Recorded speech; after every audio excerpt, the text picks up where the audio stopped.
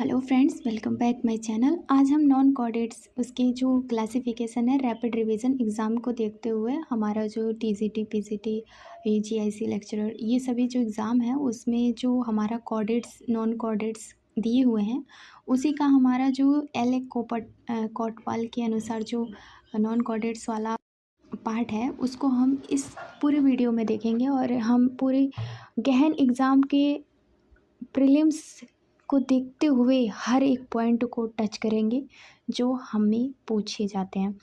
तो आप पीवाईक्यू को भी देखोगे ना तो इससे मिलेगा और हर एक पॉइंट वो मिलेगा जो आप कहीं और किसी और बुक से पढ़ते हो। ठीक है, तो ये सभी चीज़ें आपको यहीं मिलेंगे और सभी ये वीडियो अंत तक ज़रूर देखिएगा। चलिए स्टार्ट करते हैं। हमारा पहला पॉइंट है नॉन कॉर्डेट का सामान्य परिचय यानी जनरल इंट्रोडक्शन। तो ये आर.एल. कोटवाल के अनुसार है। जो नोटोकॉर्ड का पूर्वता अभाव होता है इन्हें निम्न आधारों पर वर्गीकृत किया गया है। तो हम संगठन यानी कि लेवल ऑफ ऑर्गेनाइजेशन की बात करें तो उसमें जो प्रोटोप्लाज्म होता है यानी प्रोटोप्लाज्मिक, जैसा कि अमीबा से लेकर ऑर्गन सिस्टम जैसे कि कॉकरोच तक पाया जाता है संगठन स्तर। और सिमेट्री क्या होता है, इसमें एसिमेट्री और रेडियल सिमेट्री जैसे हाइड्रा हो गया, द्विपार्श्वीय समिति, बाइलेटरल सिमेट्री जिसमें स्केरिस देखी जाती है। कॉलम इसमें बिना देह गुहा वाले एस्कोकॉलमेट, कुट देह गुहा वाले स्यूडोकॉलमेट्स और वास्तविक देह गुहा वाले यूकॉलमेट्स जो शामिल हैं। अब हम प्रीलिम्स के स्पेशल फैक्ट देख लेते हैं। एनिमल किंगडम लगभग 95% से 97% हिस्सा नॉन कॉर्डेट्स का है। लैमार्क वह पहले वैज्ञानिक थे जिन्होंने जंतुओं को इनवर्टिब्रेट्स और वर्टिब्रेट में विभाजित किया। नॉन कॉर्डेट्स में वेंट्रल नर्व कार्ड आधार तंत्रिका तंत्र पाई जाती है, जबकि कॉर्डेट्स में यह डॉर्सल पुष्ट होती है। बाह्य आंतरिक संरचना यानी मॉर्फोलॉजिकल एनाटॉमी। आकार की बात करें तो ये कोशिकीय यानी यूनिसेलुलर जीव है। इसमें कोई निश्चित आकार नहीं होता क्योंकि इसमें लगातार स्यूडोपोडिया बनते हैं और बिगड़ते रहते हैं। प्लाज्मोलेमा की बात करें तो प्लाज्मोलेमा यह सबसे बाहरी पतली और लचीली झिल्ली है। यह चयनात्मक सिलेक्टिवली परमेबल होती है। जीव द्रव्य की बात करें तो जीव द्रव्य दो भागों में विभाजित होता है। पहला होता है एक्टोप्लाज्म जो बाहरी स्वच्छ और गाढ़ा भाग होता है। दूसरा होता है एंडोप्लाज्म जो आंतरिक दानेदार भाग होता है। एंडोप्लाज्म में जो पुनः प्लाज्मा सोल भीतर और प्लाज्मा जेल बाहर में बटा होता है। नॉन कॉर्डेट्स में आप जब केंद्रक तो केंद्रक इसमें एक बड़ा छतरी के आकार और बाइकैनकेव केंद्रक पाया जाता है।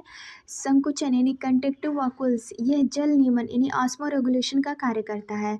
अब नॉन कॉर्डेट्स में आप न्यूट्रिशन जब देखोगे, न्यूट्रिशन में नॉन कॉर्डेट्स का न्यूट्रिशन कैसे होता है, तो जैसे अमीबा में होलोजोइक न्यूट्रिशन होता है, ये क्या होती है, ये अम्नियोरस होती है। और फैगोसाइटोसिस भक्षणकाणु क्रिया यानी कि भोजन ग्रहण करने की मुख्य प्रक्रिया, इसमें निम्नलिखित चरण होते हैं। पहला होता है सर्कुमवैलेशन यानी परिवलन, कप जैसी संरचना बनाकर शिकार को घेरना। सर्कुमफ्लुएंस भोजन के संपर्क में आते ही उसे निगल लेना। इम्पोर्ट बिना किसी गति के भोजन का शरीर में प्रवेश करना। इमेजिनेशन कोशिका झिल्ली का अंदर धंसकर भोजन को अंदर लेना। भोजन रिक्तिका फूड वैक्यूल में पाचन पहले अम्लीय यानी एसिडिक और फिर क्षारीय माध्यम से होता है। अगर नॉन कॉर्डेटा की श्वसन की बात करें तो अमीबा की श्वसन की बात करें तो अमीबा में कोई विशेष श्वसन अंग नहीं होता। यह सिंपल डिफ्यूजन द्वारा पानी में घुली ऑक्सीजन को शरीर की सतह प्लाज्मोलेमा से ग्रहण करता है। उत्सर्जन मुख्य उत्सर्जी पदार्थ अमोनिया NH3 अमीनोटेलिक, इसका उत्सर्जन भी विसरण द्वारा होता है। अगर हम इसके जनन की बात करें तो जनन इसमें बाइनरी फिशन यानी कि बाइनरी फिशन अनुकूलन परिस्थितियों में होने वाला सबसे सामान्य अलैंगिक जनन, जिसमें पहले केंद्रक का विभाजन यानी कैरियोकाइनेसिस और फिर कोशिका द्रव्य का विभाजन साइटोकाइनेसिस होता है। मल्टीपल फिशन की बात करें तो स्पोरुलेशंस प्रतिकूल परिस्थितियों में अमीबा अपनी चारों ओर 3 परतों वाला यानी सिस्ट पुटी बना लेता है जिसे इंसिस्टमेंट कहते हैं। ओके, और ये भीतर भीतर कई छोटे छोटे अमीबोल्स या स्यूडो स्पोर्स बनाते हैं। प्रीलिम्स के कुछ फैक्ट हैं, जैसे कि अमीबा की खोज किसने की थी, तो रॉसेल वॉन रॉसेनहॉल्फ ने 1755 में की थी, और लिटिल प्रोटियोस भी कहा जाता था। सोल जेल थियरी, अमीबा की गति एमेबॉइड मूवमेंट के लिए सबसे मान्य सिद्धांत सोल जेल थियरी है, जैसे हाइमन ने दिया था और मस्ट पेंटिन ने प्रस्तुत किया था। अमीबा प्रोटियस को गैंट अमीबा भी कहा जाता है।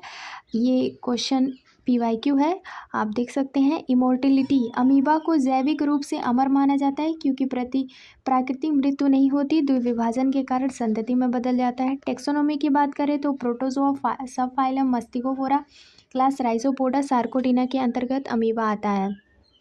अब हम साइकन के बारे में पढ़ेंगे और फाइलम पोरिफेरा के अंतर्गत। तो आवास, यह एक समुद्री स्पंज और उथले चट्टानों में चिपका रहता है। इसकी आकार वैस लाइक गुलदस्ते के आकार का होता है, जो सिलेंड्रिकल शाखाओं में समूह पाया जाता है। ऑस्कुलम, प्रत्येक शाखा के ऊपरी सिरे पर एक बड़ा छिद्र होता है जिसे ऑस्कुलम कहते हैं। इसके चारों ओर लंबी सुइयां और जैसी संरचना ऑस्क्यूलर फिंगर्स होती हैं। ऑस्टिया, पूरे शरीर पर छोटे छोटे छिद्र होते हैं जिसे डोर्सल ऑस्टिया कहते हैं। पानी अंदर में प्रवेश करता है। और शरीर की आंतरिक संरचना canal system, anatomy canal system होती है। साइकन की सबसे महत्वपूर्ण विशेषता उसमें सिकोनॉइड टाइप का कैनाल सिस्टम पाया जाता है, ये यहाँ पे है। दीवार, बॉडी वॉल 2 परतों की बनी होती है। पहला होता है पिनेकोडर्म, है ना। साइकन की जो दीवार होती है वो पहला होता है पिनेकोडर्म, बाहरी चपटी यानी चपटी कोशिका पिनेकोसाइटिस की परत होती है। कोइनोडर्म, आंतरिक, ये विशेष कणिका कोशिकाओं यानी कोइनोसाइट्स कॉलर सेल की बनी होती है। ये कोशिकाएं केवल रेडियल कैनल में पाई जाती है। मेसोहिल क्या होती है, तो दोनों परतों के बीच जिलेटिन जैसा पदार्थ है जिसमें विभिन्न प्रकार की अमीबोसाइट्स जैसे आर्कियोसाइट्स, क्लोरोब्लास्ट और स्पिक्यूस कंकाल होते हैं। अगर हम साइकन के यानी पोरिफेरा के अंदर जो साइकन होता है उसके जलमार्ग की बात करें तो ऑस्टिया से ये पूछा जाता है कि इसका क्रम बताओ। तो ऑस्टिया से incurrent canal, prosopyle, radial canal, apopyles, spongocoel, osculum outside. तो ostia, incurrent canal, prosopyle, radial canal, apopyles, spongocoel, osculum और आउटसाइड। ओके, नेक्स्ट हम उसके पोषण और उत्सर्जन की बात करते हैं। पोषण और उत्सर्जन में पोषण जो होता है वो पोरिफेरा में फिल्टर फीडर यानी कोइनोसाइट्स के फ्लैजिला जल की धारा उत्पन्न करते हैं जिससे सूक्ष्म जीव जैसे डायटम शरीर के अंदर आते हैं। पाचन इंट्रासेलुलर कोशिका के भीतर होती है। श्वसन और सूजन कोई भी विशेष अंग नहीं होते और डिफ्यूज़न द्वारा गैसों का आदान प्रदान और अमोनिया का उत्सर्जन होता है। अगर हम रिप्रोडक्शन की बात करें तो रिप्रोडक्शन इसके अंदर एसेक्सुअल मुकुलन यानी बडिंग और रिजोनेशन द्वारा होता है। सेक्सुअल, यह हार्मोफ्रोडाइट और निषेचन आंतरिक होता है। लार्वा, इसके जीवन चक्र में एम्फीब्लास्टुला नामक लार्वा पाया जाता है जो मुक्त रूप से तैरता है। स्केलेटन सिस्टम, साइकन का जो कंकाल होता है कैलकेरियस स्पिक्यूस कैल्शियम कार्बोनेट का बना होता है। कोइनोसाइट्स, इन्हें कॉलर सेल भी कहते हैं। ये स्पंजों की विशिष्ट कैरेक्टर फीचर है, याद रखना क्योंकि ये LT ग्रेड में आया था।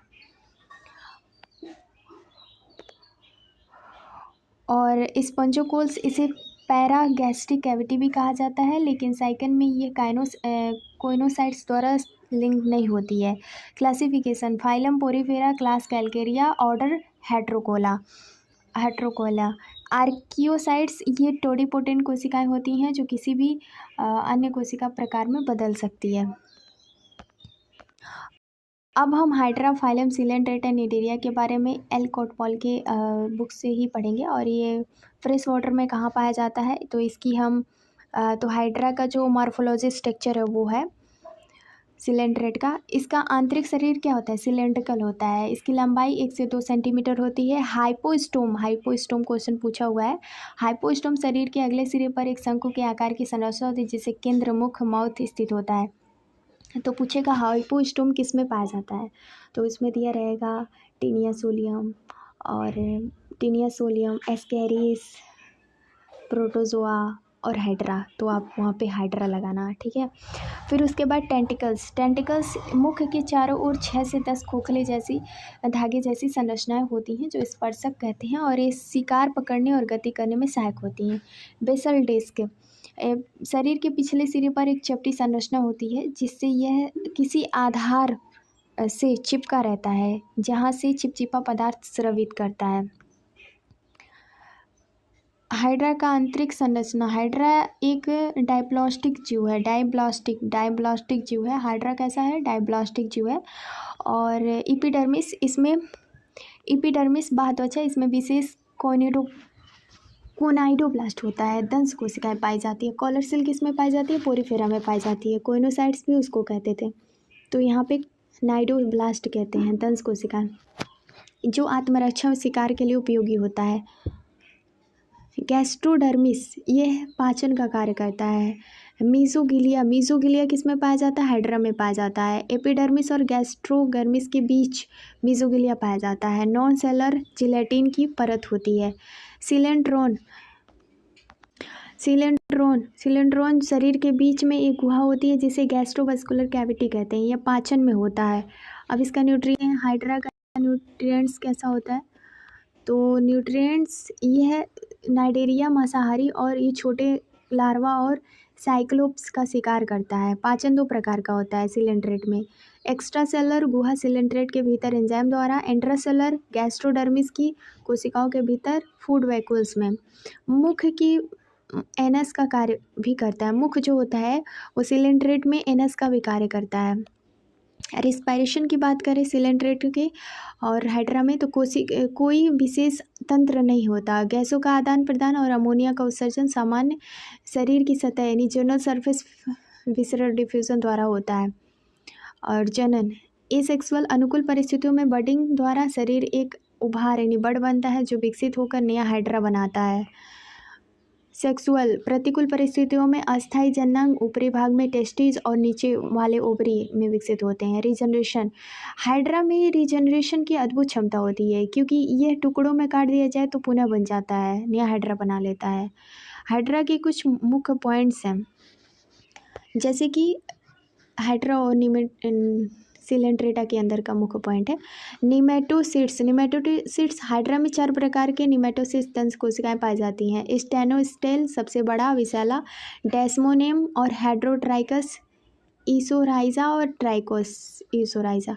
लोकोमोशन हाइड्रा में समरसॉल्टिंग और लोपिंग जैसी विशिष्ट गतियाँ देखी जाती हैं। अब्राहम ट्रैम्पले ने 1744 में सबसे पहले हाइड्रा को पुनर्जनन की खोज की थी। नर्वनेट हाइड्रा में सबसे सरल प्रकार का नर्वनेट पाया जाता है जिसमें ध्रुवीयता यानी पोलैरिटी का अभाव होता है। डिवीजन हाइड्रा में कोशिकाओं के बीच स्पष्ट विभाजन देखा जाता है।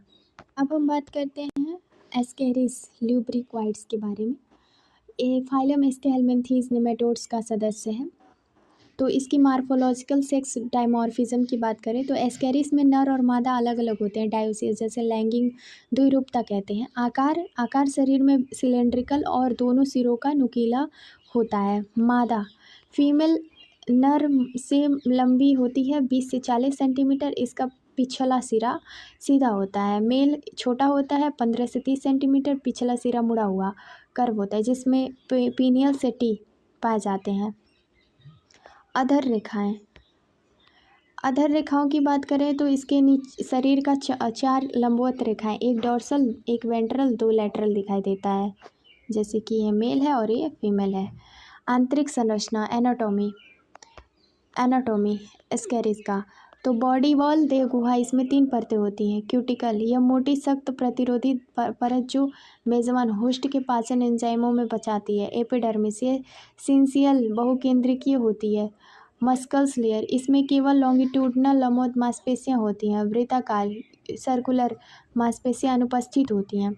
स्यूडोकॉलम इसमें वास्तविक देह गुहा नहीं होते बल्कि कूट प्रगुहा पाई जाती है जो मीसोडर्म में स्तरित होती है।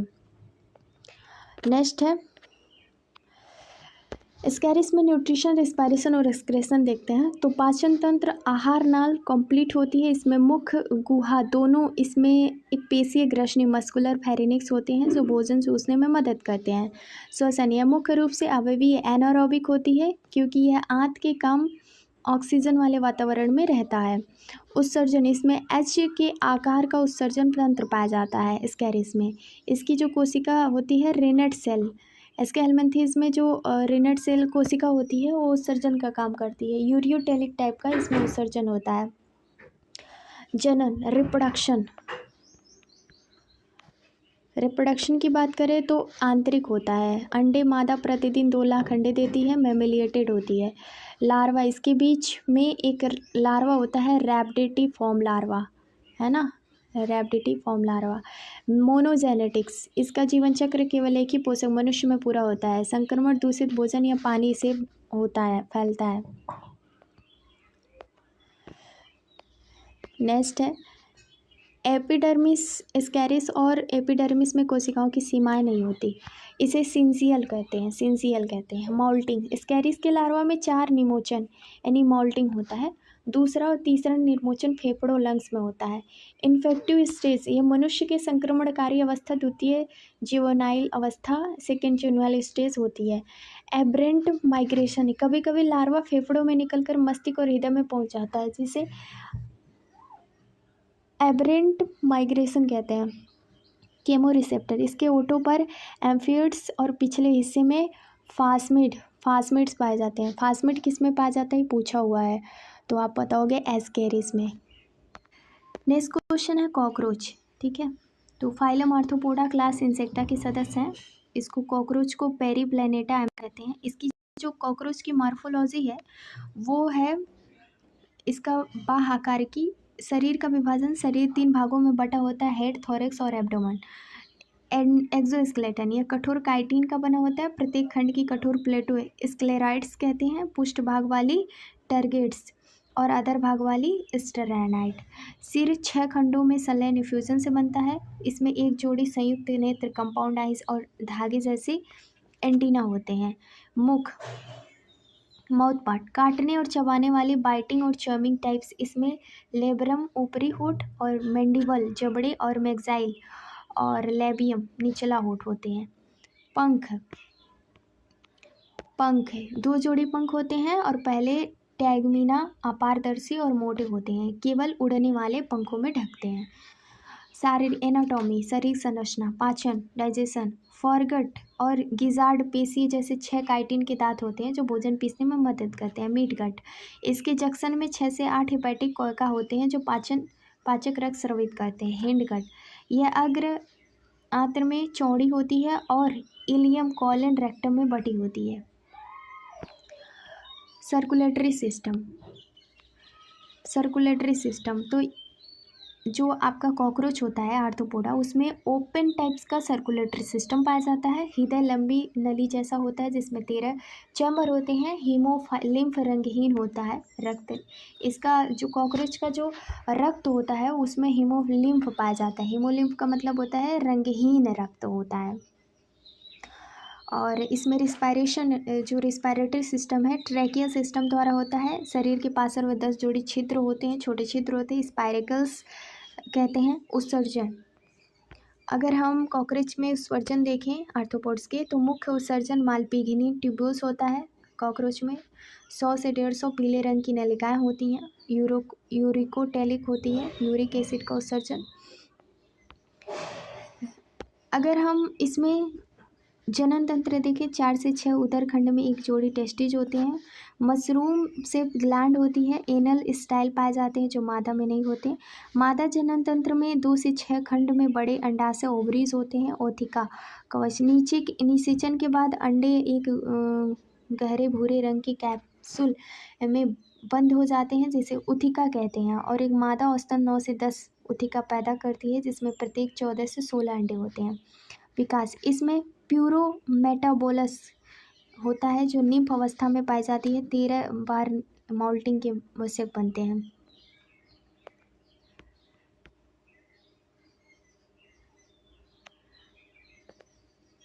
Anal style, anal cerci. Anal style केवल नर में होते हैं, जबकि एनल सरसी 10वें खंड पर नर और मादा दोनों में पाए जाते हैं। ब्लड, कॉकरोच के रक्त में कोई श्वसन वड़यक हीमोग्लोबिन नहीं होता, इसलिए इसे गैसों में परिवहन मदद नहीं करता।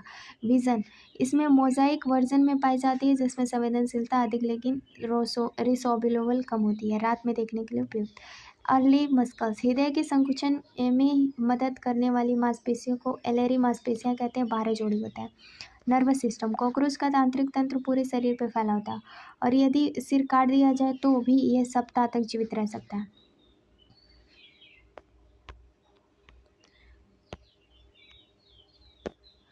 क्योंकि सिर न तंत्रिका तंत्र का बहुत कम हिस्सा होता है। नेक्स्ट पॉइंट, अब हम पाइला ग्लोबल स्नेल के बारे में पढ़ेंगे, जो फाइलम मोलस्का और क्लास गैस्ट्रोपोडा का प्रतिनिधित्व जी है। ये मीठे पानी में पाया जाता है। अगर हम पाइला की मॉर्फोलॉजी की बात करें, बाह आकारिकी की, तो कवच। मोलस्का की बात करें तो ये सेल, इसका शरीर घुमावदार एक वलय वाले यूनिवॉल्वल चूने के कवच से बंद रहता है। स्पाइरल, कवच का शीर्ष भाग। बॉडी वोरल, सबसे बड़ा और निचला घुमाव। अपर कुलम, एक सिर यह एक द्वार की तरह होता है जो कवच के मुख एपर्चर को बंद करता है। शरीर का विभाजन, शरीर 4 भागों में बटा होता है। हेड, फुट और विसरल, मॉस और मेंटल। पैर, एक यह चौड़ा और पेशी होता है, रेंगने में मदद करता है। पाइला की एनाटॉमी की बात करें तो पाचन तंत्र, रेड्यूला। रेड्यूला जो होता है यह मुख गुहा में स्थित विशिष्ट अंग होता है। बारीक दांत होते हैं और भोजन को खुरचने का काम करता है। पाइला का फॉर्मूला जो है दांत का, वो 21, 11 और 2 होता है। प्रत्येक में 7 दांत होते हैं। इसकी रेस्पिरेटरी सिस्टम, पाइला में दोहरा डबल रेस्पिरेशन पाया जाता है। टेनाइडियम, गिल्स, जल में श्रवण के लिए, श्वसन के लिए। पुलमनरी सेंग, थल में वायवीय श्वसन के लिए। टॉर्सन, ऐंठन, गैस्ट्रोपोडा की सबसे विशिष्ट घटना है। और गैस्ट्रोपोडा विकास के दौरान विसरल मास 180 अंश घूम जाता है, जिससे गुदा, एनस और गिल्स शरीर के अगले हिस्से पे आ जाते हैं। तंत्रिका तंत्र और संवेदी अंग। ऑस्फेरिडियम, यह गिल्स के पास स्थित संवेदी अंग है जो पानी की शुद्धता, रासायनिक केमोरिसेप्टर की जांच करती है। स्टेटोसिट्स, ये संतुलन बनाए रखने वाला अंग है। ऑर्गन ऑफ इक्विलिब्रियम, आइज छोटे ओमेटोफोर्स पर स्थित होते हैं। जनन, पाइला में एक लिंग, यानी कि पाइला जो है वो एक लिंग डायोसियस होता है, नर और मादा अलग होते हैं। पाइला में फर्टिलाइजेशन आंतरिक इंटरनल होता है। अंडे, मादा पानी के किनारे नम मिट्टी में छोटे सफ़ेद अंगूर के गुच्छे जैसे अंडे देती है। विकास प्रत्यक्ष होता है, अर्थात इसमें कोई मुक्त तैरने वाला लार्वा अवस्था नहीं पाई जाती, लेकिन समुद्री मोलस्का में वेलिगर लार्वा पाए जाते हैं। वेलिगर लार्वा किस में पाया जाता है, तो पाइला के अंदर पाया जाता है।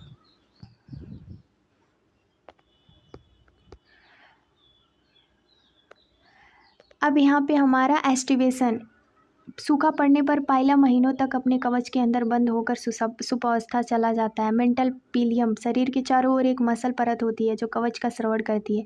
हीमोसाइनिन, पाइला के रक्त में कॉपर कंटेनिंग युक्त नीला वड़क पाया जाता है। हाइपोब्रैंकिया ग्लैंड, यह गिल्स के पास स्थित होती है, म्यूकस स्रावित करती है। डायरेक्शनल कोलाइड क्वाइलिंग, अधिकांश पाइला में कवच घूमता है और डेक्स्ट्रोक कहते हैं, यदि बाईं ओर हो तो सिनिट्रल कहते हैं। अब हम इस बारे में एस्टेरिस के बारे में पढ़ेंगे। फाइलम एकाइनोडर्मेटा सबसे प्रसिद्ध जीव, इसमें जल संवहनी तंत्र जैसे अद्भुत विशेषताएं होती हैं।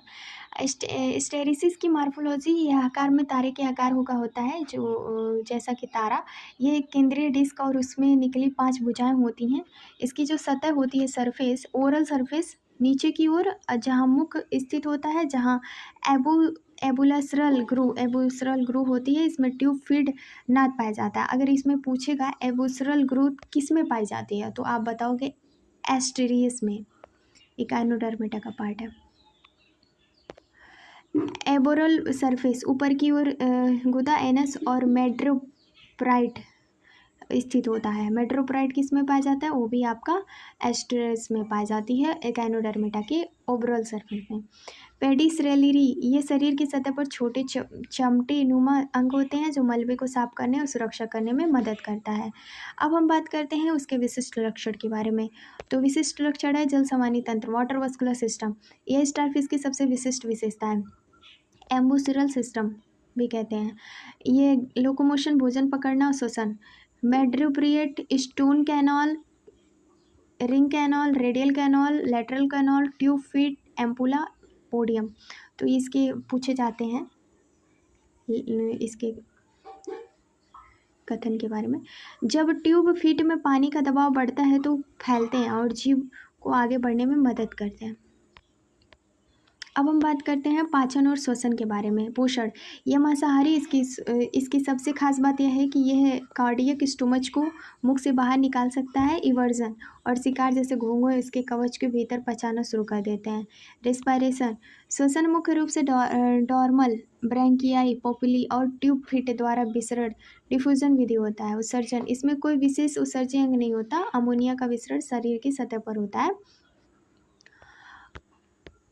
एस्टेरिस के, अगर हम उसकी एस्टेरिस के रिप्रोडक्शन डेवलपमेंट की बात करें तो ये एक डायोसियस है, लेकिन नर और मादा बाहरी अंतर नहीं होता। निषेचन एक्सटर्नल होता है, समुद्र के पानी में। लार्वा अवस्था, इसके जीवन चक्र में मुक्त तैरने वाले लार्वा पाए जाते हैं, जैसे बाइपिनेरिया लार्वा और ब्रैक्यूलोरिया लार्वा अंतिम अवस्था है। प्रारंभिक अवस्था बाइपिनेरिया लार्वा है और ब्रैक्यूलोरिया लार्वा आपका अंतिम अवस्था है। ये पूछा हुआ क्वेश्चन है। रिजनरेशन की बात करें तो स्टारफिश में पुनर्जनन की जबरदस्त क्षमता होती है। यदि किसी एक भुजा को काट दिया जाए तो केंद्रीय डिस्क का हिस्सा तो पूरी तरह नई स्टार बना सकती है। अगर यहाँ पे हम सिमेट्री की बात करें तो स्टारफिश के लार्वा में बायलेटरल द्विपार्श्वीय सिमेट्री होती है, जबकि वस्यक में पेंटामेरस रेडियल सिमेट्री पाई जाती है। और ये पूछा भी जाता है सिमेट्री वाला। एंडोस्केलेटन, इसका अंतःकंकाल चूने की बनी यानी पटिका कैल्सीरियस ऑसिकल्स का होता है। आउटोटोमी क्या होता है, खतरे के समय स्टारफिश अपनी भुजा को स्वयं तोड़ सकती है, प्रतिक्रिया आउटोटोमी कहते हैं। मेड्रिप्रोइट, यह जो होता है मेड्रिप्रोइट, ये क्या करता है, ये शरीर संरचना छलनी जैसी होती है, संवहनी तंत्र में पानी के प्रवेश को नियंत्रित करती है। हिल फेरिनपल सिस्टम, इसमें रक्त परिसंचरण तंत्र के स्थान पर हीमल पेरीहीमल तंत्र पाए जाते हैं। अब हम फ्रेंड्स पैरासाइटिक प्रोटोजोआ यानी प्रोटोजोआ के बारे में पढ़ेंगे, और ये एक होस्ट के शरीर के बीमारियां फैलाता है। तो एंटमीबा हिस्टोलिटिका की बात करते हैं तो ये मनुष्य की बड़ी आंत कॉलन के ऊपरी हिस्से में पाया जाता है। डायमॉर्फिज्म्स, इसके दो मुख्य रूप होते हैं। मैग्ना ट्रोफोजोइड्स, यह रोगजनक पैथोजेनिक अवस्था होता है जो ऊतकों के नुकसान पहुंचाती है। माइनोटा, यह गैर रोगजनक अवस्था जो आंत की गुहा में ल्यूमेन में रहती है। अगर हम इसकी पोषक या लाल रक्त कणिकाओं और आंत के ऊतकों का भक्षण करती है बीमारी, इसमें अमीबिक डिसेंट्री होती है। प्लाज्मोडियम मलेरिया परजीवी होता है, इसका होस्ट डाइजेनेटिक द्विपोषी होता है। प्राथमिक पोषक मादा एनोफिलीज मच्छर और लैंगिक चक्र पूरा होता है। द्वितीय पोषक मनुष्य, यहाँ अलैंगिक चिंजो यानी पूरा होता है। संक्रमणकारी अवस्था, मनुष्य की स्पोरोजोइड्स संक्रमणकारी अवस्था है। इसकी कुछ विशिष्ट प्रजातियां हैं, जैसे प्लाज्मोडियम वाइवेक्स, बिगिनिंग टर्टीनिया मलेरिया कहते हैं, और प्लाज्मोडियम फैसिफेरम, इसको मैलिग्नेंट सबसे घातक मलेरिया होता है। लिस्मेनिया डोनेवेनी प्रोटोजोआ का एक परजीवी है। इसे काला आजार या डमडम फीवर भी कहते हैं। इसके वाहक को सैंड फ्लाई या बालू मक्खी यानी फेलोबोटोमोस द्वारा होता है। ये एमास्टिगोट मनुष्य में, प्रोमस्टिगोट मक्खी में अवस्थाएं पाई जाती हैं। ट्रिपैनोसोमा गैम्बेनियस बीमारी स्लीपिंग सिकनेस नेत्रा रोग होता है। वेक्टर, इसका संचरण टेसी फ्लाई ग्लोसिना द्वारा होता है। प्राकृतिक बहुरूपी यानी पॉलीमॉर्फिज्म होता है, यानी अपने जीवन चक्र में अलग अलग रूप में बदल लेता है। इसके कुछ इंपॉर्टेंट फैक्ट भी हैं, जैसे कि मोनोजेनेटिक पैरासाइट, एंटामीबा हिस्टोलेटिका का जीवन चक्र केवल एक पोषक में पूरा होता है, उसे मोनोजेनेटिक पैरासाइट कहते हैं। सफनर डॉट एग्जाम में पूछा जाता है, सफनर डॉट किस में पाया जाता है, तो आप बताओगे मलेरिया से संक्रमित आरबीसी में दिखने वाला दानेदार धब्बे को हम सफनर डॉट कहते हैं। इंसिस्टमेंट, एंटामीबा की टेट्रा न्यूक्लिएटेड सिस्ट 4 केंद्रक वाली फूटी की संक्रमण में फैलाती है। इन्फेक्टिव स्टेज ऑफ मस्कीटो, मच्छर की संक्रमणकारी अवस्था को गैमेटोसाइट्स होती है।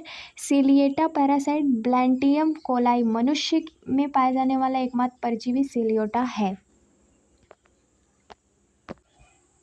अब हम पैरासाइटिक एडप्शन ऑफ हेलमिंथीज यानी कुछ परजीवी में परजीवी अनुकूलन के बारे में पढ़ेंगे। हेलमिंथीज जैसे फोसियोला, टेनिया, एस्केरिस नपोषण के शरीर में जीवित रहने के लिए अपने शरीर में कई बदलाव किए। जैसे पहला है मॉर्फोलॉजिकल एडाप्टेशंस, अंगों का ह्रास, लॉस ऑफ ऑर्गन। परजीवी जीवन के कारण गमन यानी लोकोमोटरी ऑर्गन और संवेदी यानी सेंस ऑर्गन की आवश्यकता नहीं होती, इसलिए इसका अभाव होता है। चिपकने वाले अंग, ऑर्गन ऑफ अटैचमेंट, पोषक के शरीर में चिपके रहने के लिए इसमें हुक, स्पाइंस और सकर्स पाए जाते हैं, जैसे टिनिया सोलियम, स्कोलेक्स पर हुक और सर्कस। सुरक्षात्मक आवरण की बात करें तो टच क्यूटिकल और टेंगुमेंट, इसका जो शरीर होता है मोटी क्यूटिकल से ढका रहता है और इन्हें पोषक के पाचन एंजाइमों और पित्त रस बाइल्स पर पचाती है। पाचन रस का सरलीकरण यानी चूँकि ये पहले से पचे हुए भोजन में रहते हैं, इसलिए इसमें पाचन तंत्र या तो बहुत सरल होता है या पूर्णतः अनुपस्थित होता है, जैसे टिनिया में आहार नल नहीं होते। अगर हम बात करें फिजियोलॉजिकल एडाप्टेशन की तो अवावी एनारोबिक रेस्पिरेशन, आंतों में ऑक्सीजन की कमी के कारण एक ग्लाइकोजन के फ्रेगमेंटेशन द्वारा ऊर्जा प्राप्त करते हैं। और एंजाइम रोधी, ये अपनी सतह ऐसे पदार्थ स्रावित करते हैं जो पोषक के पाचन एंजाइमों को निष्क्रिय कर देते हैं। हेलमिंथीज की बात कर रहा है। उच्च परासरणी यानी हाई ऑस्मोटिक प्रेशर, इसके शरीर का परासरणी दाब पोषक के ऊतकों के बराबर या उससे अधिक होता है ताकि शरीर में तरल बाहर ना निकले। जनन अनुकूलन की बात कर जा रहा है। अत्यधिक प्रजनन क्षमता, इसके अंदर परजीवी को जोखिम भरा होता है, यानी कि परजीवी का जीवन जोखिम भरा होता है, इसलिए वे लाखों अंडे देते हैं। उदाहरण के लिए एक टिनिया प्रतिदिन हजारों प्लॉगलेटिड्स मुक्त करती है। उभयलिंग हार्मोफ्रोडाइटिज्म, अधिकांश हेलमिंथीज उभयलिंगी होते हैं, इसमें साथी न मिलने पर भी सेल्फ फर्टिलाइजेशन संभव हो जाता है। जटिल जीवन चक्र, कॉम्प्लेक्स लाइफ साइकिल, ये अक्सर 2 या 2 से अधिक पोषकों यानी डाइजेनेटिक्स का उपयोग करते हैं ताकि संक्रमण की संभावना बढ़ जा सके। इम्पोर्टेंट पॉइंट है नियोडर्मेटा, हेलमिंथीज की उस समूह को कहते हैं जिसमें वयस्क अवस्था, क्यूटिकल और स्थान पर टेंगुमेंट एक जीवित सुरक्षात्मक परत पाई जाती है। पॉली एम्ब्रियोनी, फोसियोला हेपेटिका के लार्वा को स्पायरोसिट्स और रेडिया में एक अंडे के कई लार्वा बनाने की प्रक्रिया की जाती है। इंटरमीडिएट होस्ट, टिनिया सोलियम का द्वितीयक पोस्ट पीग सुअर है ताकि फोसियोला का स्नेल घोंघा है, जबकि जो फोसियोला होता है उसका घोंघा होता है। सिस्टिसेरस लार्वा, ये टिनिया की संक्रमणकालीन अवस्था है जो सुअर के मांस में पाई जाती है। माइक्रोविली, फीताकृमि टैपवर्म के टेगुमेंट में उभार होता है जो पोषक तत्व के अवशोषण की सतह को बढ़ाते हैं। अब हम बात करते हैं इकोनॉमिक इम्पोर्टेंस ऑफ इंसेक्ट के बारे में। तो कीटों के कुछ महत्वपूर्ण है, जैसे बेनिफिशियल इंसेक्ट की बात करें तो ये 2 भागों में बांटा गया है, प्रोडक्टिव और हेल्पफुल। प्रोडक्टिव जो कीट होते हैं उनके बारे में बात करें तो जो हनी बीज है, हनी एपीज, इसमें शहद और मोम प्राप्त होता है, बी वैक्स प्राप्त होता है। शहद एक उच्च ऊर्जा वाला भोजन है जिसमें मोम प्रयोग सौंदर्य प्रसाधन और पॉलिश में होता है। सिल्क वर्म, बॉम्बिक्स मोरई, रेशम के कीड़ों की कोकून में रेशम प्राप्त किया जाता है, सेरिकल्चर रेशम की उत्पादन कला है। लेक इंसेक्ट, लॉसिफर लक्का, ये कीड़ा अपने शरीर में एक राल जैसा पदार्थ स्रावित करता है जिसे लक कहते हैं। इसका प्रयोग चूड़ियाँ, वर्निश और सील बनाने में किया जाता है। कोनियल इंसेक्ट, इससे लाल रंग प्राप्त होता है। और हेल्पफुल जो कीट होते हैं उनको क्या कहते हैं? पॉलिनेटर। परागण से सहायक मधुमक्खियाँ, तितली और भंवरे जो होते हैं वो पॉलिनेटर का काम करती हैं, जो कृषि के लिए अनिवार्य है। बायोलॉजिकल कंट्रोल, जैविक नियंत्रण। कीट जो होते हैं, कुछ ऐसे कीट होते हैं जो हानिकारक कीटों को खा जाते हैं, जैसे लेडी बर्ड, बीटल पौधे के दुश्मन एफिड्स को खाती है। स्कवेंजर, मरजक, जैसे डग बीटल्स जो मृत कार्बनिक पदार्थों को नष्ट कर पर्यावरण को साफ कर देते हैं। अब इसमें कुछ हानिकारक इंसेक्ट भी हैं, जैसे कि एग्रीकल्चर के जो विशिष्ट कीट हैं, जैसे लोकस्ट, टिड्डी, ये झुंड में चलते हैं और फलों को मिनटों में चट कर जाते हैं, यानी ख़त्म कर जाते हैं। गंधी बग या धान की फसलों को नुकसान करते हैं। वो गांधी बग आपको मैं बता दूं ना, वो जो हल्दीआवा रोग लगता है ना धनुआ में, उसी को कहते हैं, तो थोड़ा सा ध्यान देना, मतलब धान में। और ये डिजीज वेक्टर की बात कर रहा है। एनोफिलीज जो होती है मलेरिया का वाहक है। एडीज एजिप्ट डेंगू और चिकनगुनिया का वाहक है। कुलेक्स फाइलेरिया है, हाथी पाँव का वाहक है, एलिफेंटेसिस कहते हैं। सेंट फ्लाई फ्लोबोटोमस काला आजार का वाहक है। सेंट हाउस फ्लाई मस्का, हैजा और टाइफाइड जैसे रोगों का प्रसार करती है। हाउस होल्ड पेस्ट जो टर्मिट्स होते हैं, दीमक, लकड़ी के सामान को और सिल्वर फिश पुरानी किताबों को नुकसान पहुंचाती है। यहाँ पे कुछ विशिष्ट पॉइंट्स दिए हुए हैं। रॉयल जेली, मधुमक्खियों के सिर में स्थित ग्रंथियों को स्रवित पदार्थ जो केवल रानी मधुमक्खी का भोजन करती है। पार्थेनोजेनेसिस, मधुमक्खियों में जो नर होता है ड्रोन्स का विकास बिना निषेचन के अनिषेक जनन द्वारा होता है। वेगल डांस किसे कहते हैं? तो कार्ल वॉन फिश ने मधुमक्खियों को भोजन की दिशा बताने के लिए इस संचार विधि की खोज की थी, उन्हें नोबेल पुरस्कार भी मिला था। टोशर सिल्क, यह एंथ्रोसिया फेविया नामक जंगली रेशम कीट से प्राप्त होता है। लेक सर्च इंस्टीट्यूट, भारतीय लख अनुसंधान संस्था रांची नामकुन में स्थित है। प्यूरो मेटाबोलस डेवलपमेंट टिड्डी और कॉकरोच में पाया जाने वाला क्रमिक स्थानांतरण है।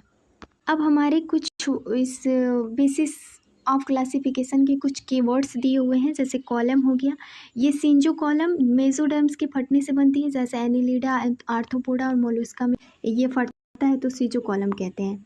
एंट्रोकॉल, यह हार्नल की थैलियों से बनती है, जैसे काइनोडर्मेटा। प्रोटोस्टोम और ड्यूट्रोस्टोम के बारे में पूछा जाता है। प्रोटोस्टोम और ड्यूट्रोस्टोम, प्रोटोस्टोम जिसमें ब्लास्टोस्पोर से पहले मुख माउथ बनता है, जैसे एनिलिडा और मोलस्का में बनता है। ड्यूट्रोस्टोम इसमें ब्लास्टोस्पोर से पहले एनस बनता है, जैसे काइनोडर्मेटा हो गया। जंतु जगह आर्थ्रोपोडा सबसे बड़ा संघ है, मोलस्का दूसरा सबसे बड़ा संघ है। अमीबा और प्रोटोजोआ माइक्रोस्कोपिक डेप्थ की बात कर रहा है, तो यहाँ पे स्यूडोपोडिया जो होता है एक प्रकार का, केवल लोपोपोडिया अमीबा में नहीं होता। फिलोपोडिया, रेटिकुलोपोडिया और एक्सोपोडिया भी होते हैं अमीबा में। पीलोमेक्सा, इसे गैंट अमीबा कहा जाता है, इसमें कई केंद्रक होते हैं। सॉल्जल थियरी, इसमें गैलिंग हाइलाइन कैप निर्माण होता है। सॉल्टेशन की प्रक्रिया एक्टिन और मायोसिन प्रोटीन पर निर्भर करती है। ऑस्मो रेगुलेशन, संकुचन से रिक्तिकाएं कंट्रेक्टाइल वैक्यूल्स केवल मीठे पानी के प्रोटोजोआ में होती हैं, समुद्र या परजीवी अनुपस्थित होती हैं सक्रिय रूप से। अगर हम इसके साइकन और पोरिफेरा की बारे में बात करें, तो साइकन का जो सेल होती है वो पिनेकोसाइट्स बाह्य सुरक्षात्मक होता है। कोइनोसाइट्स पोरिफेरा में जलधारा बनाए रखने में पोषण प्रदान करता है। आर्कियोसाइट्स टोडिपोटेंट, अमर कोशिका जो अंडाणु शुक्राणु की बनाती है। थियोसाइट्स भोजन संचय, भोजन को स्टोर करती है। मायोसाइट्स ऑस्कुलम को खोलने और बंद करने में मांसपेशी बनाई जाती है। आपको ये वाला पॉइंट तो याद रहना चाहिए, क्योंकि और एक स्पोक्यूल्स है कंकाली, ये स्क्लेरोब्लास्ट कोशिकाओं द्वारा स्रावित होता है। ये बात इसलिए क्योंकि या तो ये मैचिंग में आ सकता है क्वेश्चन, है ना, या तो ये सत्य असत्य में आ सकता है, मतलब कौन सा कथन असत्य है ये पूछेगा, है ना, जिग चेक कर देगा तो असत्य हो जाएगा। नेक्स्ट है हाइड्रा की बात कर रहा है। मेटाजेनेसिस, यह ओबिलिया में मिलता है। पॉलिप अलैंगिक मेड्यूसा लैंगिक चरण में। हाइड्रा में मेड्यूसा अवस्था नहीं होती। नेमेटोसिट्स हैप्नोटॉक्सिन फैलोन प्रोटीन मिश्रण भरा होता है। इंटरस्टियल सेल, हाइड्रा को टोडिपोटेंट कोशिकाएं होती है। नर्व नेट, हाइड्रा में नॉन पोलर न्यूरॉन्स होते हैं जो जंतु जगत में सबसे प्रारंभिक तंत्रिका तंत्र है। नेक्स्ट है स्केरिस और हेलमिंथिस के स्पेसिफिक पॉइंट। सिंजियल एपिडर्मिस, ये परत जहाँ कोशिकाएं द्रव्य साझा होते हैं और कई केंद्रक होते हैं। लोबियल पेपली, स्कैरिस के मुख पर 3 होंठ होते हैं पर संवेदी अंग पेपली होते हैं। पीनियल स्टेज, नर स्कैरिस में मैथुन के समय मादा के जनन छिद्र को खोलने के लिए। यूटिली, यूटिली का क्वेश्चन पूछा हुआ है, यूटिली किस में पाया जाता है? तो कोशिकाओं की संख्या निश्चित होता है, स्कैरिस जैसे निमेटोड्स में पाया जाता है। यूटिली स्कैरिस और निमेटोड्स में पाया जाता है। अब यहाँ पे बात करते हैं कॉकरोच में, तो एंड्रोक्राइन ग्लैंड, कॉर्पोरा कार्डियका, हृदय गति और मेटाबॉलिज्म नियंत्रण। कार्पोरा एलाटा, जुवेनाइल हार्मोन स्रावित करता है। प्रोथायरोसिस ग्लैंड, इडाइसोन निर्मोचन हार्मोन स्रावित करता है। ओमेटिडिया, ये संयुक्त आंख में लगभग 2000 ओमेटिडिया में होते हैं। अब यहाँ बात कर रहे हैं टाइडनमेंट बॉडीज। टाइडनमेंट बॉडीज ये श्वेत रक्त कणिकाएं फैगोसाइटोसिस के उत्पन्न से संबंधित माने जाते हैं। अब यहाँ पे बात कर रहा है पाइला और स्टारफिश के बारे में। पाइला और स्टारफिश रेडुलारा, इसमें 7 दांत पक्ति होते हैं। 21, 11, 2। ऑस्फरेडियम, ये केवल पानी की जांच ही नहीं करता बल्कि भोजन चुनने में मदद करता है। ऑस्फरेडियम ये आपका पाइला और स्टारफिश में पाया जाता है। वाटर वस्कुलर सिस्टम, स्टारफिश में स्टोन कैनाल को ऐसा आकार की नली कहा जाता है जो कैल्शियम कार्बोनेट की बनी होती है। आउटोटोमी रीजनरेशन, स्टारफिश अपनी भुजा को एम्बुसरल ग्रोव के पास जानबूझकर तोड़ सकती है।